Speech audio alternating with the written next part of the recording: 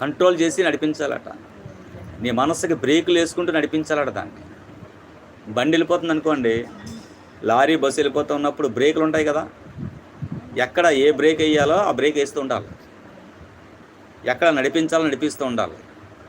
అలాగా నీ మనసుని నడిపించి, బ్రేకులు వేస్తూ నడిపించి దాన్ని ఏం చేసుకోవాలి, స్వాధీనపరుచుకోవాలట.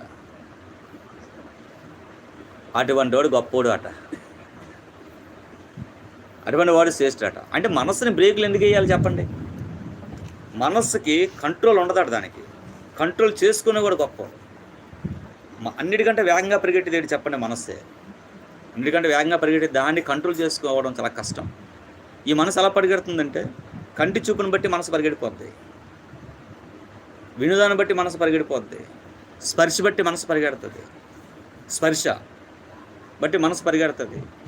అంటే కార్యమంతా మనసుతోనే జరుగుతూ ఉంది ఇక్కడ. కానీ ఈ మనసుని స్వాధీనపరచుకోవాలండి.